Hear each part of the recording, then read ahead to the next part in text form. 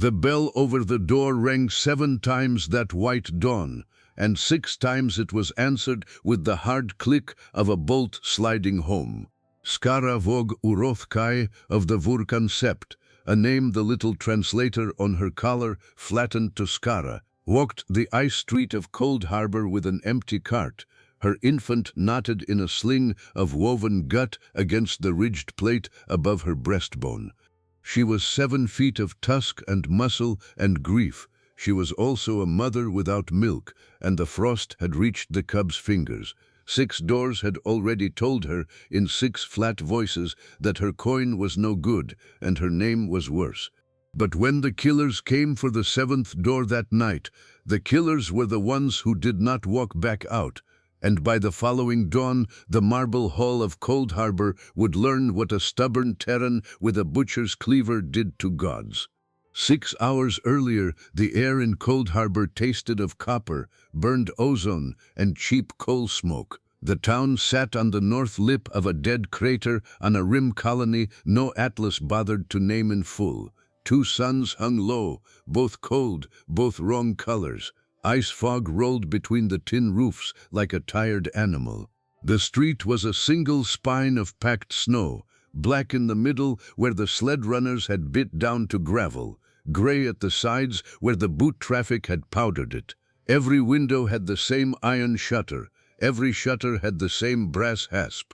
And on every hasp that morning a small hand was already reaching. Skara walked, her cart was empty, her cub was small. She was Vurkan. To the humans who ran this colony, that word was one word, Orc. It did not matter that her people had signed the Concord Treaties before humans had left their own solar orbit. It did not matter that her sept had lost sons in the same wars. To the shopkeepers of Coldharbor, she was tusks and shoulders and the wrong shape, and her cub was a smaller version of the wrong shape, and that was reason enough. The first door was Nanpriel's kettle and cloth. Nanpriel had a face like a coin pinched in a vice. She looked at Skara through the gap of a chained door and said, "We're closed today." "Your sign says open," Skara said. Her voice went through the translator and came out flat, a woman's voice with no music in it. "Sign lies," Nanpriel said, and slid the bolt. The second door was a butcher named Grell, who did not even come to the counter. His boy came instead, a red-cheeked child no older than the cub in her sling. The boy said, "Da says no." And then, softer, "I'm sorry, ma'am." The third door was a spirit shop that did not sell what she needed. The fourth was locked before she reached it, curtain drawn, lamp snuffed. The fifth was the apothecary. The apothecary was a thin man with an ink-stained lip who looked at her, looked at the cub, and looked past her at the ice street as if measuring how quickly he could pretend she had never been there. "There is a warrant on your kind in 3 counties, the apothecary said. "The magistrate has been asking us to be careful." "There is no warrant," Skara said. "There will be," the apothecary said. "There always is." The 6th door was Marlin's provisions. She did not know it yet by the sign. She only knew by then that no door in Coldharbor would open for her. She stopped at the 6th because the cub in her sling had begun a small, thin sound that was not yet a cry, and was worse than a cry. The sound of a small creature that had learned already not to bother. The 6th door was not Marlin's. The 6th door was a dry goods shop run by a man who did not even bother with an excuse. He put a shutter down between them without a word. She heard him breathing on the other side of the shutter. She heard him afraid. She stood in the middle of the street with an empty cart, and something in her broke very quietly, in the way that only mothers know how to break. The bell rang. The 7th bell. She had not rung it. She had not touched the door. The old man on the other side of the 7th door had heard her cart wheel over his stoop and had reached up and rung the bell himself, so that no one on the street could say later that she had not asked. The door opened before her hand reached the latch. He was tall enough to be tall, once, and had shrunken into himself the way old trees shrink. He was lean as a stripped rake. His hair was white and cropped close. His face was all plains and old sun, the sun of another world. He wore a coal blue apron and a leather strap across one shoulder that had, once upon a time, held something heavier than a ledger. He walked with a limp that had no story anyone in Coldharbor could remember buying for him. He looked at her. He looked at the cub. He looked at the empty cart. He did not blink. "Come in out of the cold," he said. "The child sounds hungry." Skara did not move. "Come in," he said again, softer. "The door swings both ways." She came in. She had to duck her head. The ceiling of Marlin's provisions was built for humans, and it grazed her scalp. The shop smelled of dry salt, coal, old wood, and something she did not know how to name, something like sun-warmed grain.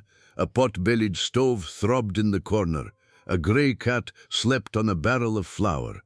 The old man closed the door behind her, slid the bolt, and, for the first time all morning, the bolt did not sound like a rejection. It sounded like a door being closed against the cold. "Tobias Marlin," he said. He did not offer his hand. He did not need to. "You come in for something particular or for everything?" "Milk," she said. "Salt beef, if you have it, cinnamon. My cub does not sleep without cinnamon." A small silence. "It is the smell of the sept house on Virkan. She grew inside my belly with that smell." "I have cinnamon," Tobias said. "I have a jar of hot pepper too. Small kids like your kind sneeze it, clears the head. My wife used to swear by it." He was already walking as he spoke. His limp was worse in one direction than the other. He moved between shelves with the map of the shop written into his feet. He filled the cart. Powdered milk, 3 tins. Salt beef, 1 whole slab in wax paper. A dark jar of ground pepper. A brown twist of cinnamon bark. A small square of hard sugar for a child's tongue. A wool blanket the color of wet iron. 2 candles. A tin of coal oil for a small lamp. A round of hard yellow cheese wrapped in cloth. A bag of dried apple. Skara watched. She had a purse under her cloak with silver enough to pay for 3 tins of milk and no more. She had already begun the arithmetic of what she could return to the shelves without shame. Tobias put a knuckle on the cart and turned to his ledger. "How much?" Skara said. It was not a question. "No charge today," Tobias said. He did not look up. "Kids hungry." The silence in Marlin's provisions was not the silence of the street. It was warmer. It smelled of the stove. Skara found that she could not speak for a full breath. When she did, her voice went through the translator and came out ragged. "You do not know my house," she said. "You do not know what my kind has done in the wars your kind fought."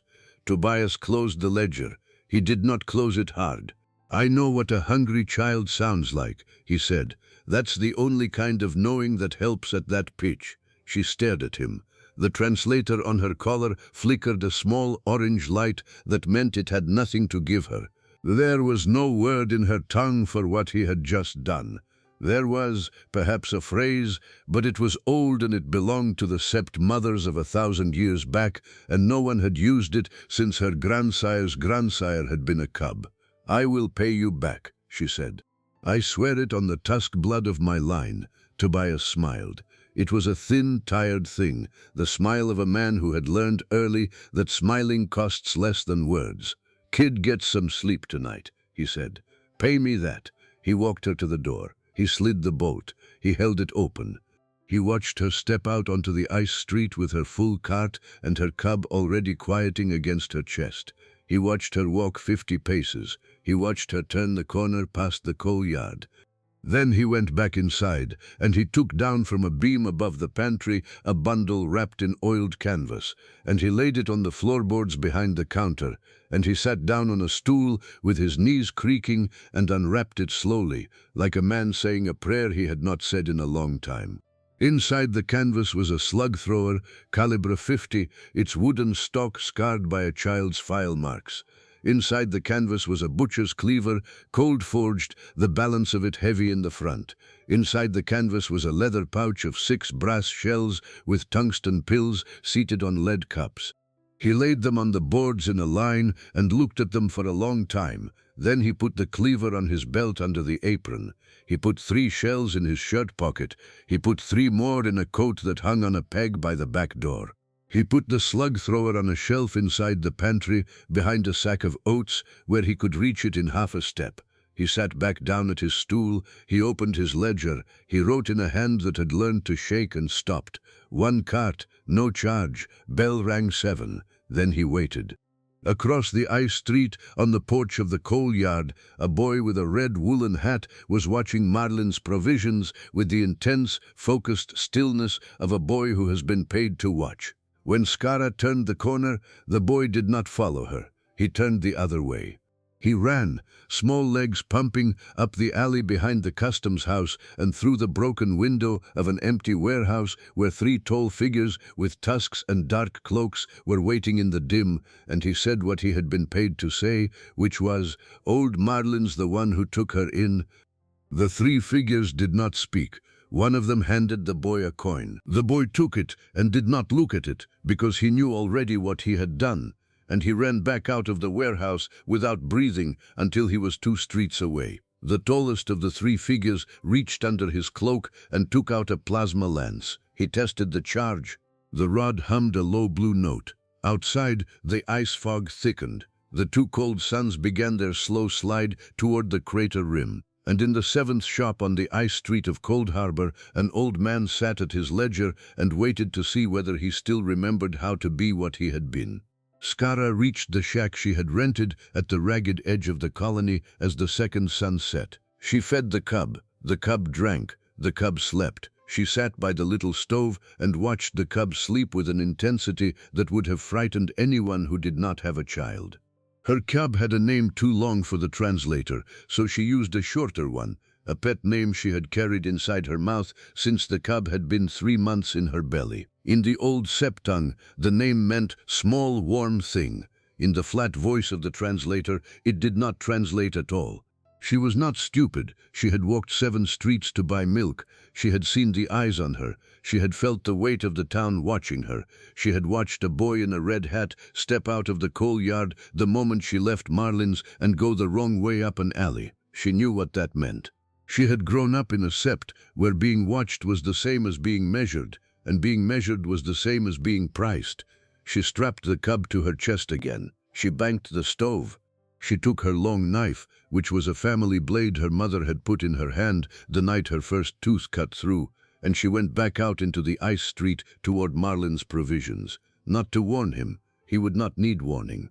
She knew that already, in the way that women who have seen violence know violence when it walks past in an apron. She went because she owed him a debt, and Varkan debts are paid in the same weather they are made. She was 2 streets from Marlin's provisions when the first plasma lance discharged. The night lit up with a hot blue flash that turned the ice fog into a wall of white. The front window of Marlin's provisions went from glass to sand in 1 heartbeat. There was a soft, wrong sound, the sound of small objects being turned into other small objects at very high speed. A shelf collapsed. The gray cat streaked out of a side alley and vanished. Skara ran. The cub jolted against her plate. She turned the corner in time to see the 3 tusked figures step through the shattered window, silent as smoke, their long cloaks slick with the powder of the shop's shattered goods. She did not see the old man. Then she did. He came out of the pantry. He was not fast. He was old. He was 79 years old, with a limp, and his shoulder was black and smoking where a plasma bolt had already touched him. But he did not run, and he did not shout. He walked. He walked the way a man walks who has been walking toward this exact room, on this exact night, for many years, and has now arrived, and knows the floorboards under his feet. The 3 tusked hunters saw him. One of them laughed. It was a laugh that Skara recognized, a black spine laugh, low in the throat, the ha-ha-ha of a hunter who has cornered dinner. The black spine were not her clan. They were something older and worse, a splinter sept that had been shattered by the Concord in a war her grandsire's generation still whispered about. The old man raised the slug thrower in his left hand. 50 caliber, tungsten pill on lead cup. The cleaver rode on his hip on the right. "Front door was open," Tobias said, and his voice was very quiet. "You could have knocked." The lead blackspine hunter raised his plasma lance for the killing shot. The salon was silent then, not the silence of the empty room, the silence of the moment before an old sound remembers itself. The slug thrower spoke. "Tungsten does not care about a plasma shield. A plasma shield is designed to disperse energy. Tungsten is a lump of matter moving faster than a lump of matter has any right to move." The pill went through the shield as if the shield were breath. It went through the lead hunter's chest plate like the plate was a paper handbill. It went out the back of him and buried itself in the wooden wall of the shop with a small, wet thwack. The lead blackspine looked down at himself in surprise. His mouth opened. His plasma lance discharged into his own foot as he fell. The other two moved. They were fast. They were trained. They were nothing. Tobias dropped the slug thrower on the counter. It made a small, disappointed clatter. He drew the cleaver. The cleaver went out and down and across in the short, efficient arc of a man who had spent his youth breaking down carcasses in a cold shed. It did not miss. It found the hinge under the second hunter's mandible plate. That hinge is small. It is the size of a human thumb. A blackspine's face is armored bone from brow to chin, but the jaw articulates at that hinge. If you know where the hinge is, you can end a blackspine with a fireplace poker. Tobias knew. The second hunter came apart at the jaw in a spray of blue-black blood. The third hunter was reaching for a knife when Tobias turned. Tobias did not swing the cleaver. He hit the hunter in the throat with the heel of his left hand, hard once. The hunter staggered. Tobias picked the slug thrower back off the counter, reloaded it. 2 shells from his shirt pocket, thumb-fed, without looking, and put the second round into the third hunter's eye at 4 paces. 3 hunters, 2 heartbeats. The shop was silent for real then, the silence of a place where a bell has just stopped ringing. The stove throbbed. The cat, back in the doorway now, sat down and began to lick a paw. Tobias stood in the middle of his shop with a smoking slug thrower in one hand and a wet cleaver in the other. The black plasma burn on his shoulder had eaten through the coal blue apron and the shirt underneath and the skin under that. He looked at the burn as if it belonged to another man. He set the slug thrower down. He set the cleaver down. He walked to the door of the shop. He opened it.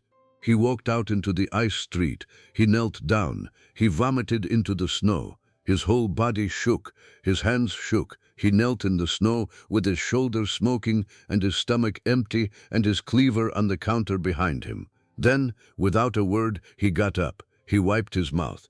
He went back into the shop. He picked the cleaver back up. He reloaded the slug thrower, 3 fresh shells from the pouch, and he put them on the counter in a neat little line, in case anyone else was coming. Skara had watched every second of it from the mouth of the alley across the street. She had grown up around soldiers. She had married one. She had buried one. She had spent 36 of her 37 summers around beings who could kill and beings who could not. She had learned early that the 2 kinds of beings look completely different and are never the same being. The old man in the coal blue apron was one kind. She had not seen it in the shop. Nobody had. It was very well hidden.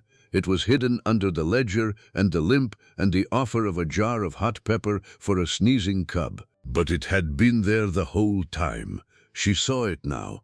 The heaviness of him fell off him in the shop, right at the moment the plasma bolt hit his shoulder. It was as if a coat he had been wearing for many years slid to the floor. What was left was not an old man in an apron. What was left was the apex predator that the corner of the galaxy called Earth had spent 100,000 years perfecting. Skara crossed the street. She stepped over the broken glass. She stepped over the ruined doorframe. She stepped over one blackspine body, and then a second, and then a third. Tobias was at the counter, dabbing at his shoulder with a rag soaked in something clear from a bottle that hissed on contact. He looked up when she came in. "Ma'am," he said. He nodded at her cub. "Kid all right?" "Yes," Skara said. "Good. Would have been a shame. Nice, sleepy little thing." She stared at him. "You are hurt," she said. "I am," he said. He did not look at his shoulder. "It's a plasma burn. It's already done what it's going to do. I'll stitch it in a minute." She looked at the 3 dead black spine on the floorboards. She looked back at him. "Corporal," she said. It came out of her before she knew she was going to say it. It was a guess. It was a very good guess. Tobias's rag hand stopped moving on his shoulder. "Corporal was a long time ago," he said. "Which unit?" He was quiet. The stove throbbed. "2nd Void Marines, Ceres Belt Campaign," he said at last. "3rd Detachment, Ice Cutters." She had to sit down. She sat down on a crate of dried apple. The cub whimpered against her chest. She loosened the sling and shifted the cub to her arm and held her closer. "Ice Cutters," she said. The translator did not have a word for the sound she made after it. It was somewhere between a laugh and a very old prayer. "You know the name," Tobias said. "Every mother of the Furkan knows the name," Skara said. "My grandsire told it to me when I was small enough to sit on his knee. He told it as the story of the humans who came for the black spine in the ice and did not stop coming." "Ah," Tobias said. He nodded slowly. He looked at her, really looked at her, for the first time. His eyes were the color of old iron. "So you know what came at your door tonight?" "I know black spine," Skara said. "My sept fought them for 200 summers before the Concord broke them. I did not know any were left." "Some are," Tobias said. "There are always some." She did not sleep in the shack that night. She slept in Marlin's provisions on a pallet Tobias made from 3 horse blankets and a folded coat near the throbbing stove, with the cub tucked into a nest between her elbow and her ribs. Tobias sat up in a chair by the counter with the slug thrower across his knees. He did not sleep. He watched the door. He watched the shattered window. He watched the 2 cold suns come up, one after the other, over the crater rim. At the first pale slice of dawn, boots came up the ice street. 6 of them, colonial garrison boots, and a 7th set, softer, the boots of a man who did not walk with the others because he walked ahead of them. That 7th set of boots belonged to Halden Voss, magistrate of Coldharbor, a lean man in a sable cloak with a smile that arrived at his mouth a full second before it reached his eyes. Skara smelled him before he crossed the threshold of the ruined door.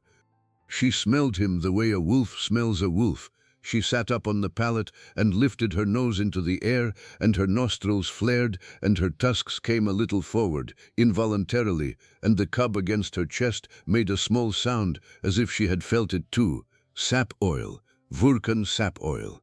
The oil that only sept mothers of the mother line wore, and only on the days of the great naming ceremonies, and only on the throat, over the pulse. She looked at Halden Voss coming through the door of the shop, and Halden Voss smelled of a Vulcan mother's throat. He should not. He was a human. He was a small, lean human man with black hair combed back over his ears and a magistrate's sash and a smile that arrived first. Her cub whimpered. Skara hushed her without looking down. "Mr. Marlin," Halden Voss said. His voice was warm. "I understand there was some trouble here last night."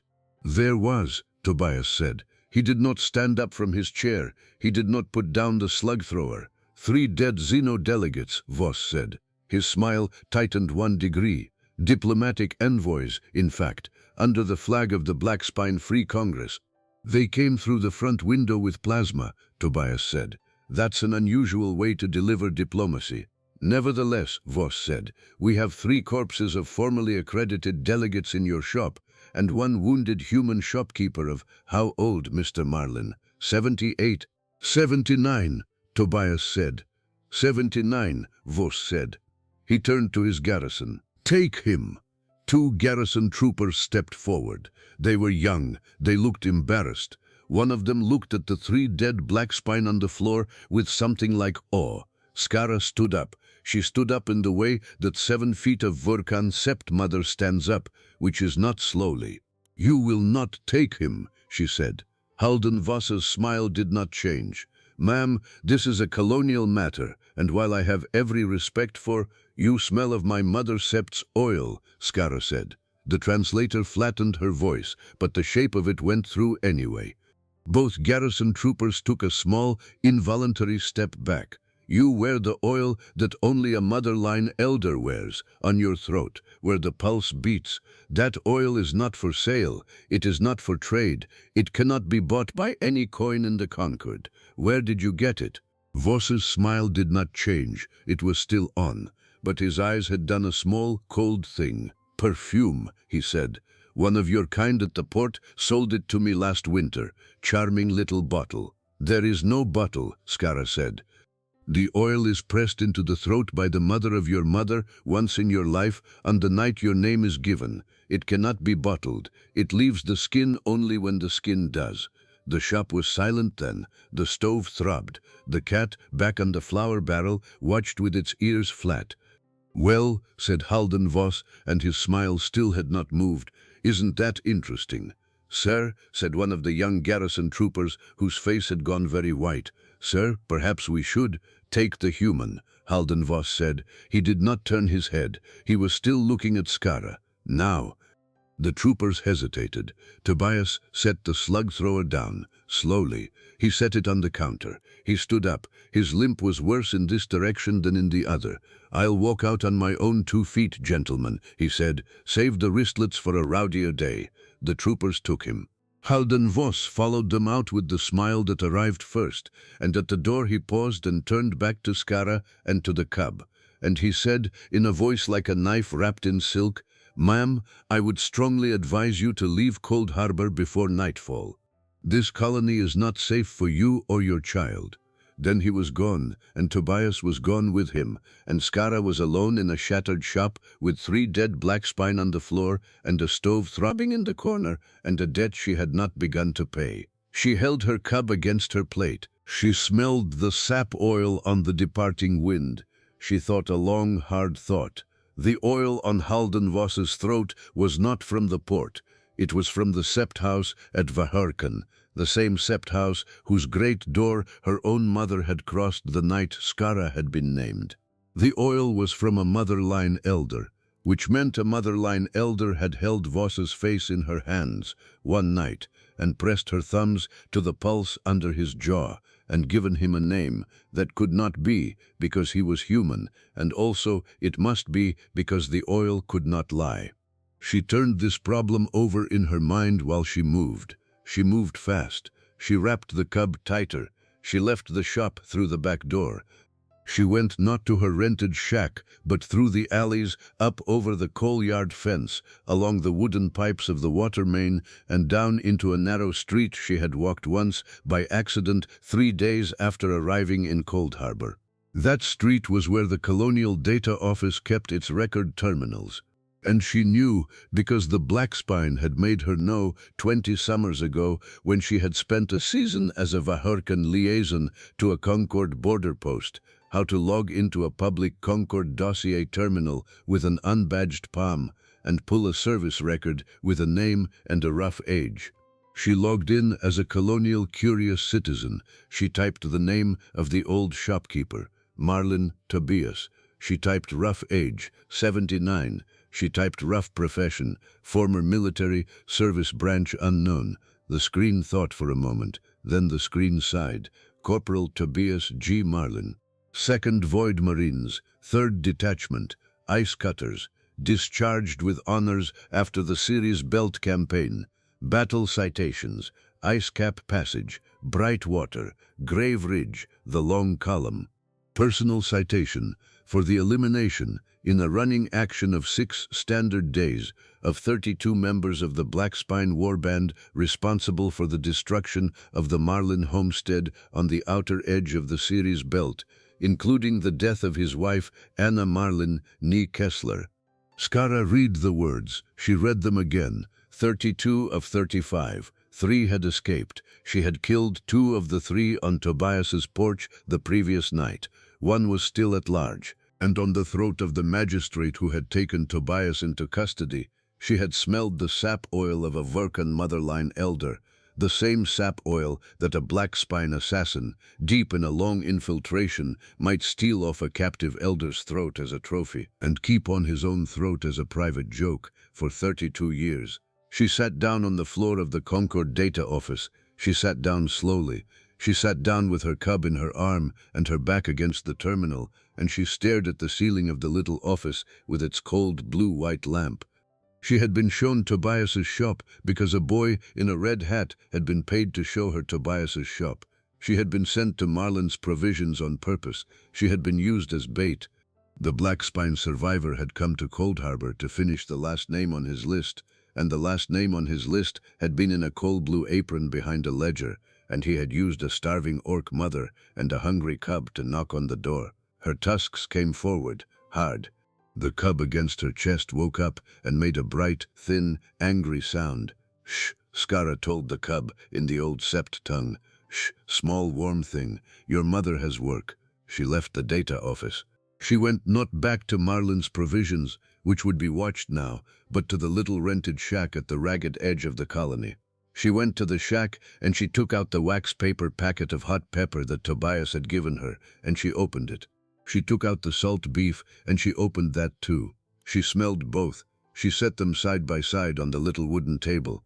There was nothing wrong with the salt beef. There was, however, a very small greenish glaze on the underside of the wax paper of the hot pepper, not the pepper itself. The paper had been touched, very briefly, by a substance that smelled faintly of Verkan bitter root, a poison that Verkan mothers of the mother line kept in a sealed jar in their Sept house pantries, and which no black spine had any business knowing about, except one, apparently.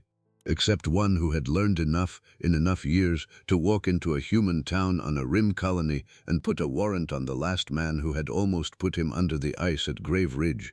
The wax paper had been swapped. The pepper had been swapped, not by Tobias. Tobias would have died first. It had been swapped at some point on Skara's own walk home, in the 50 paces between Marlin's Provisions and the corner of the coal yard, by a small hand, the small hand of a boy in a red woolen hat perhaps, who had a coin in his pocket and a debt of his own. Skara held the little paper packet up to the cold blue light of the shack's one lamp. The green glaze glinted. She thought of her cub, sneezing bright orange sneezes with a red nose that had made Tobias smile 1 hour ago, in a shop that no longer had a window. She thought of the cub eating the pepper with the milk. Something inside her, very cold and very quiet, decided several things all at once. She burned the wax paper in the stove. She burned the pepper with it. The smoke smelled of bitter root and hot chili. She left the shack. She strapped the cub to her chest under her cloak. She took her long knife, and then she went, alone and unarmored, into the marble hall of the colonial magistrate of Coldharbor, and she did what a Verkan Sept mother does when the mother line's oil has been stolen and the mother line's poison has been used on a cub who cannot yet stand. But that was not what happened next. What happened next was that she stopped at the ruined door of Marlin's Provisions on the way, because she had a debt to pay. And because a Verkan debt is paid in the same weather it is made, and she stepped over the 3 dead black spine on the floorboards, and she went into the pantry, and there, on the shelf behind the sack of oats, was the wax paper canvas Tobias had folded so neatly at dawn, and in the canvas was the last thing he owned that mattered, the cleaver. His granddaughter Nell's cleaver. She knew, though she did not know how she knew, that the file marks on the handle were the marks of a child. She knew the child was dead. She knew the way she knew the sap oil. She took the cleaver. She wrapped it in her sling next to the cub. She took the slug thrower. She loaded 5 shells. She left one chamber empty because that was how the old man had left it. She noticed that only now that he had left one empty chamber, as if to leave himself an unloaded moment in case his hand ever wanted to do the wrong thing. She loaded the empty chamber. She left the shop. She walked the ice street. She did not walk in the middle. She walked in the shadow of the tin roofs. She walked past the coal yard where the boy in the red hat lived. She did not go in. The boy would be dealt with by his mother when his mother learned what he had done. That was not Skara's business. The marble hall of the colonial magistrate of Coldharbor stood at the head of the main street. It was not marble. It was a facing of white stone glued to a wooden building. The stone was scored by ice, the doors were oak, the lintel had the seal of the Concord over it, and, above the seal, an older seal, colonial, showing a plough and a hammer, that no one in the town had bothered to chip off. Skara pushed the doors open. There were 4 garrison troopers in the front hall. They stood up when she came in. 3 of them reached for their sidearms and fought better of it, because a Orc Mother in her full stride is not something you draw a pistol on unless you are certain you will not miss. The 4th trooper was the one who had told Voss this morning, "Sir, perhaps we should," and he was the one who did not reach for a sidearm at all. He looked at Skara. He looked at the cub against her chest. He looked at the door behind her, which she had left open. "Ma'am," he said. "Where is the old man?" Skara said. The trooper's throat moved. "Cell free," he said. "Down the hall, to the left. The magistrate is with him." "You will stand outside," Skara said, "and you will not come in." "Ma'am," the trooper said, and he swallowed. "I don't think I could stop you if I tried." "No," Skara said, "you could not." She walked down the hall. Her boots made no sound on the wooden boards, because Verkan Sept mothers in the old Sept house are taught to walk on stone for the first 15 summers of their lives, and after that, wood is silence. Cell free was at the end. The door was oak. The door was open. She heard voices before she reached it. Voss's voice, warm, silky, arriving first. "Understand, Mr. Marlin, that I am not without sympathy, but you must see how impossible your position is. 3 delegates, a shattered window, a visible campaign of xenophobia against the Orc Mother on the very same day. There will be a warrant, there will be a fleet response. The Mother Septs will not be ignored. They will send a war cruiser to this colony, and this colony has, at last count, 289 souls. Do you follow?" Tobias's voice, quiet, not tired. "I follow you, Mr. Voss. You could, of course, spare us all that unpleasantness. You could sign a plea, take responsibility, accept a swift transfer to my custody. The Mother Sept would consider justice served. The colony would be spared. The child in the sling would grow up. Everybody wins. Everybody except me." "Well, Mr. Marlin, you are 79 years old. You have already had your winning. This would simply be the polite thing to do." A silence. Then Tobias, softly, "You know what I don't understand, Mr. Voss. What don't you understand, Mr. Marlin? I don't understand why a colonial magistrate on a rim colony smells the same, top to bottom, as a black spine trench I stood over at Grave Ridge in the 2nd year of the Ceres Belt campaign. The silence in the cell was not the silence of the front hall. It was thicker. It smelled of coal smoke. Skara pushed the cell door. Voss was standing over Tobias, who was sitting on the edge of a narrow cot, wrists loose in a pair of light cuffs he could have snapped with a shrug. Voss had his back to the door. He was not smiling anymore.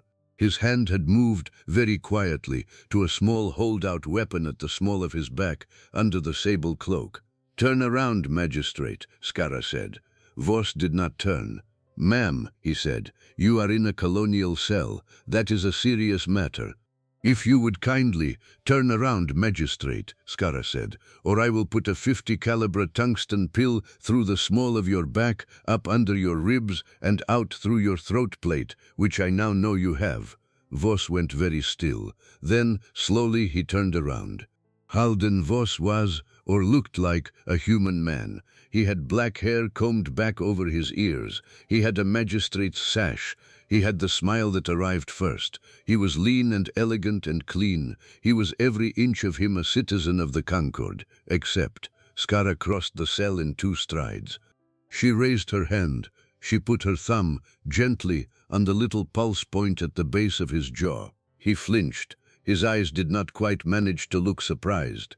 Under her thumb, the pulse under his throat was too slow. Human hearts do not beat that way.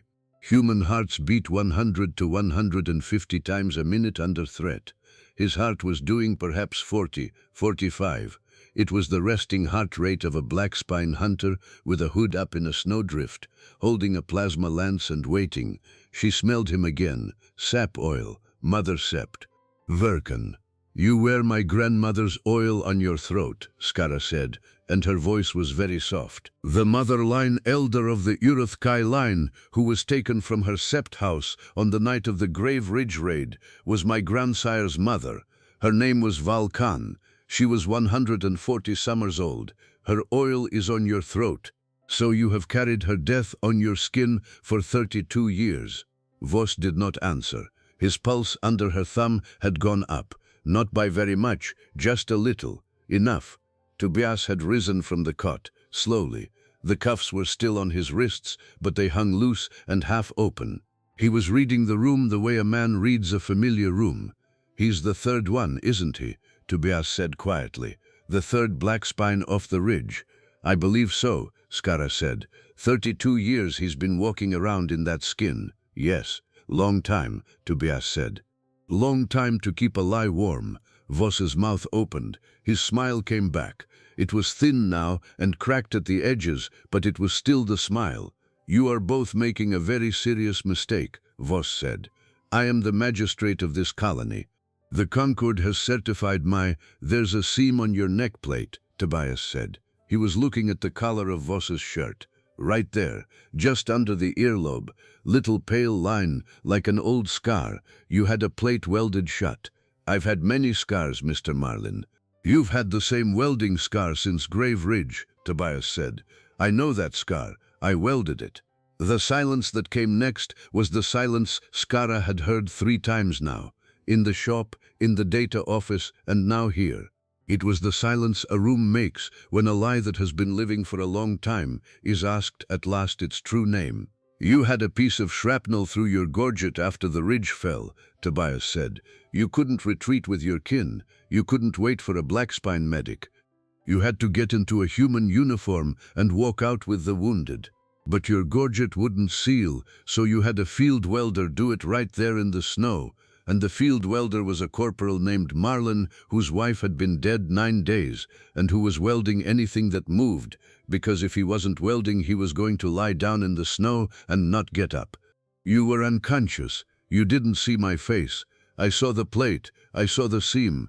That seam is my seam, Voss. That seam is on your neck right now. Take off your collar. Voss did not take off his collar. His hold-out weapon came out of the small of his back in a motion that was, for the human he was pretending to be, impossibly fast, and, for the black spine he was, still not fast enough. The old man moved. Tobias moved. Skara had thought she had seen it in the shop last night. She had not. What she had seen in the shop last night had been the second-day version, the tired version, the 79-year-old version with a shoulder full of plasma. This was the fresh version. This was what Corporal Tobias Marlin looked like when he had already decided. He was still limping. He was still 79, but he crossed the cell in one lunge and put his shoulder into Voss's stomach and drove him back into the stone wall of the cell, and the hold-out weapon in Voss's hand went off once, into the ceiling, dust falling like snow, and then Tobias had Voss's wrist pinned to the wall with his own left hand, and was, very calmly, with the other, unwrapping the sable cloak from Voss's throat. The collar came off. The neck plate underneath was pale. It was the smooth, milk-colored plate of a black-spine sub-adult who had never had a jaw injury. Except on the left side, under the ear, there was a line, a pale line, a weld seam, the seam of a corporal named Marlin in a snowbank 32 summers ago. Voss made a sound that was not a human sound. It was the ha-ha-ha of a black-spine hunter, only wet and shorter. Skara put the cleaver in her hand. Tobias put his forearm across Voss's throat, above the plate. On the soft skin the fake human face had grown over the tusks. He looked at Skara. He looked at the cleaver. "You want it, ma'am?" he said. "It's your grandmother's oil on his throat, not mine." Skara looked at the cleaver. She looked at the file marks on the handle. She looked at Tobias. "It is your granddaughter's blade," she said. "It is." "Then the strike is yours," Skara said, "by the old law. The blade of your daughter's against the killer of my mother's. That is a straight line." Tobias took the cleaver. He looked at it for a long second. The file marks glinted. "I'll say her name," he said quietly. "That's the price of the swing." "Say it." "Nell," Tobias said. "Just that, Nell." The cleaver went out and down and across in the short, efficient arc of a man who had spent his youth in a cold shed. It did not miss. It found the hinge under Voss's mandible plate, the same hinge, the same size as a human thumb, the hinge that the fake human face had been hiding for 32 years. The cleaver did its work. Silence. The cell was very quiet after that. The stove throbbed somewhere at the end of the hall. The oak door creaked once in the ice wind. Halden Voss, magistrate of Coldharbor, or whatever his real black-spine name had been, a name Skara now suspected had been in a private ledger on a Orc Mother elder's throat, 32 summers back, lay in a slow puddle on the marble hall of a rim colony no atlas bothered to name in full. Tobias sat down on the edge of the cot. He put the cleaver across his knees. His shoulder was still black. His thigh had a fresh plasma burn where Voss's first shot had gone. His ribs, under his shirt, had another one where the second shot had gone. He had not made a sound about either. "Ma'am," he said, "you had better sit down. You've got a small one on you." Skara sat down. She sat down on the floor of the cell, because there was no other seat, and because her legs quite suddenly wanted to. The cub against her chest was awake. The cub was looking at the old man on the cot with the wide, unblinking gaze that Verkan cubs use to memorize a face. Tobias smiled. It was still a thin smile. It still cost him nothing. "Hello, small warm thing," he said. The cub made a small, curious click with the front of her tusks. "She likes you," Skara said. "She's got sense," Tobias said. "Bright kid." There was a soft cough from the door. The garrison trooper, the young one, was standing in the doorway. He was very pale. He was looking at Voss on the floor. He was looking at the cleaver on Tobias's knees. He was looking at Skara on the floor with a cub on her chest. "Sir," the trooper said. His voice was small. "Sir, the magistrate was a black-spine son," Tobias said. "Take his collar off if you don't believe me. Weld seam on the left, under the ear. My handwriting." The trooper took a breath. He came into the cell. He knelt down. He turned Voss's head. He looked at the neck plate. He looked at the seam. Then he stood up. He straightened his coat. He looked at Tobias. "Sir," he said, "I am going to require a full statement from you, in due course, when you're up to it. Sir." He paused. "Thank you. For what, son?" "For the colony," the trooper said. "Sir." He left. Skara sat on the floor. She held her cub. The cub was chewing sleepily on the edge of Skara's sling. "You are hurt again," Skara said. "I am," Tobias said. "Show me." He showed her. She looked at the shoulder, which was already scabbing over the burn in a way no human shoulder ought to scab. She looked at the thigh burn, which was fresh and wet and needed to be closed. She looked at the ribs. "You will let me stitch you," she said. "I can stitch myself, ma'am." "You will let me stitch you," Skara said. "And I will not tell you why, because if I told you why, you would refuse me. You will let me stitch you, and you will not be delicate about it." He looked at her a long moment. Then he laughed. It was a short laugh, one syllable, "Ha," but it was the first real laugh of his day. "Fill the hole," he said. "That's my rule too." She stitched him. She had done it before, on cubs and on hunters. Vorkan hands are large and clumsy on human skin, but they are careful. She used a bone needle from a small pouch inside her sling. She used sinew.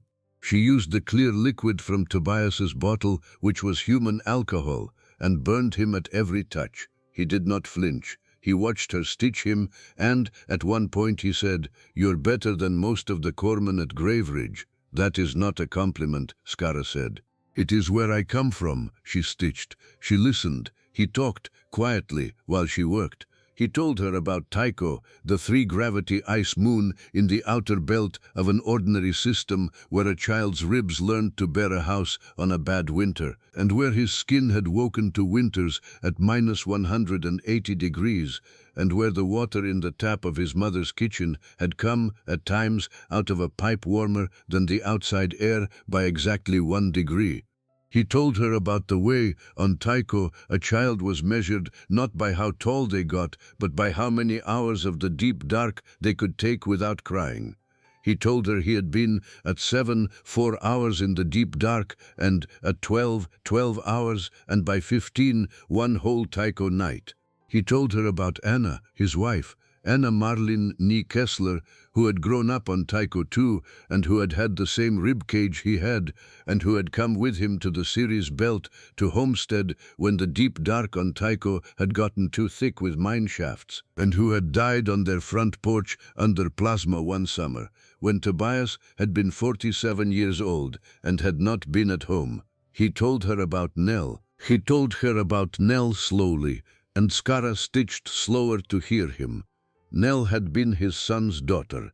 His son and his son's wife had died in a mine collapse on Tycho when Nell had been 3, and nobody had been left to take her but a widower grandfather who had not asked for a grandchild and who had, until the moment she had come off the transport into the little Coldharbor shop with a battered suitcase and a small determined chin, thought his heart had used up all its warmth. His heart had turned out to be wrong. Nell had turned out to be the last warm thing on his ledger. She had lived with him from 3 to 12. She had learned to file her own kitchen knives at 7. She had made a butcher's cleaver at 9, cold forged over a coal fire in the back of the shop, under the eye of a Tycho welder passing through, and had scratched her initials on it in a hand a 9-year-old had. She had been buried at 12 in a seam under the Tycho ice after a mine roof had gone. "Sew the cleaver," Skara said, quietly. "Sew the cleaver," Tobias said. Skara tied off the last stitch. She sat back on her heels. She did not know what she was going to say. What she wanted to say could not be translated. Not by the little collar on her throat, and not by any collar in the Concord. She said, in the end, in the old Sept tongue, a word she had not said out loud since her grandsire had died. The word did not translate. The word meant, roughly, kin across blood, and it was the word a Orc Mother said once in her life to a being who was not of her sept and yet had made her sept, by act, larger than it had been before. The cub on her chest lifted her head and clicked her tusks softly, as if agreeing. Tobias looked at Skara. He did not ask her what the word meant. He seemed, in the way of very old men, to already know. "Come on," he said. He stood up from the cot. He put his coat back on, over the fresh stitches. He put the cleaver on his belt. He put the slug thrower on his shoulder by its sling. "The shop's a mess. Let's go clean up." They walked out of the cell together. They walked down the wooden hall. The 4 garrison troopers in the front room stood up when they came through. Nobody spoke. The young trooper opened the front door for them. Tobias tipped his cap. The trooper tipped his back. They walked the ice street back to Marlin's provisions. The 2 cold suns were higher now. The ice fog was burning off in patches. In the doorways along the street, the shopkeepers of Coldharbor watched them go by. Nan Priel of the Kettle and Cloth watched from her window, with her mouth set in a hard line and her eyes wet. Grell the butcher stood on his porch and did not meet Skara's eye. The apothecary was in his doorway, with a small paper packet in his hands, which, when Skara passed, he silently held out to her. It was a packet of hot pepper, sealed with wax, and on the outside of the packet he had written in a small hand, "For the child, on the house, with apologies." Skara took the packet. She did not thank him. She did not thank him. They reached the shop. The 3 dead blackspine were gone. The young trooper had had them moved. The window was still gone. The gray cat was back on the flour barrel. Tobias limped in. He looked around his shop. He looked at the ruined shelf. He looked at the ledger on the counter. He looked at the stove. "Well," he said, "that'll take some fixing." The garrison trooper came in behind them, cap in hand. "Mr. Marlin," he said, "the Concord will hear about this. They will send a captain. He'll offer you things. He usually does, son. He'll offer you a commission, a pension, a homeworld transfer. He usually does." "What do I tell him, sir, when he asks what to bring?" Tobias thought about this for a long, quiet moment. He looked at Skara. He looked at the cub. He looked at the throbbing stove. "Tell him I'd like real coffee," he said. "The kind you have to grind, not the powdered stuff. 2 pounds, and tell him I take Sundays off." He paused. "And you can tell him for me, personal, that I don't wash windows. Never did. Not going to start." The trooper laughed. He caught himself. He laughed again. He put his cap back on. He nodded at Skara with a very careful, very respectful nod. "Ma'am," he said. "Trooper," Skara said. He went out. The shop was quiet. The stove throbbed. The cat licked a paw. Skara stood in the middle of Marlin's provisions, 7 feet of Orc Mother, in a shop built for humans, with a cub on her chest and a debt in her hands that had grown, in a single day, larger than any debt her sept had ever kept. "I will send word," she said, "to the mother sept, to the elders. My grandmother's oil has come home. Voss is dead. The last of the Grave Ridge 3 is on a floor in a marble hall. They will hear it. Their long grief will end. My cub will be named at the sept house next spring, and she will be named for the winter that ended her line's grief. And you, Corporal, will be a name in the Orc Mother ledger from this day on. For every mother line elder for as long as our line lasts. That is what I can give you." Tobias sat down at his ledger. He picked up his pen. He looked at the last line he had written. 1 cart, no charge, bell rang 7. He drew a small line under it. Then he wrote, in a hand that had steadied, 1 debt, paid, in the same weather it was made. He closed the ledger. "Ma'am," he said, "would you like some cinnamon tea? I've got the good bark. Kid'll like the smell." "Yes," Skara said, "the cub will like the smell." He made the tea. He made it slow because his shoulder was stitched and his thigh was stitched and his ribs under his shirt were not going to let him move fast for a while. He poured 2 cups. He put a small saucer of milk down for the cat. He set the stove another turn brighter. Outside, on the ice street of Coldharbor, the wind picked up. The 2 cold suns leaned toward the crater rim. The bell over Marlin's provisions, hanging from its little iron arm above what used to be the front door, moved in the wind and rang softly once. Skara looked up. "Only one this time," she said. "Only one this time," Tobias said. He drank his tea, she drank hers. The cub on her chest, with a small drop of cinnamon on her nose, sneezed once, brightly, and made a sound very close to a laugh. The Concord captain arrived 3 days later, in a bright dress uniform with a velvet case of medals, a signed commission for the reactivation of Sergeant Major Tobias Marlin at half rank of colonel, a homeworld pension in triple, and a formal apology from the Colonial Office for the incident with the late Magistrate Halden Voss, whose true identity had, upon posthumous plate analysis, proven to be one Rach Vur Sethen of the Black Spine War Band, wanted for the destruction of 3 homesteads on the outer rim, including the Marlin homestead, and considered the last surviving hostile of the Grave Ridge raid. The captain also brought 2 pounds of coffee beans, unground. Tobias, in the coal blue apron, took the coffee. He set the velvet case of medals on the counter without opening it. He signed nothing. He looked the captain in the eye, and he said, very gently, "Captain, please give my compliments to the general. I don't wash windows, never did. Not going to start, but I'll take the coffee." The captain, who had crossed a system to hand-deliver those medals, opened his mouth to argue. He looked at Tobias. He looked at the shop. He looked at the Orc Mother in the corner with the sleeping cub against her chest and the cleaver on her belt and the slug thrower across her knees, on watch as she would be on watch for the rest of that year and, in a way, for the rest of her life. The captain closed his mouth. He saluted. "Sir," he said, "as you say." He left. Skara stayed. She stayed the winter, in fact, in a room Tobias let her have upstairs over the shop. She stayed as security, and she stayed as company, and she stayed because a Orc debt is paid in the same weather it was made, and the weather was long. In the spring she took the cub, at last, home to the sept house on Orc, and there, in the great naming hall, under the eye of every mother-line elder of the Uruthkai line, The cub was named for a season and for a scar under an ear, and the whole hall stood up and clicked their tusks together in the old salute, which is a sound like a whole forest being spoken all at once. And Skara wept for the first time since her own naming.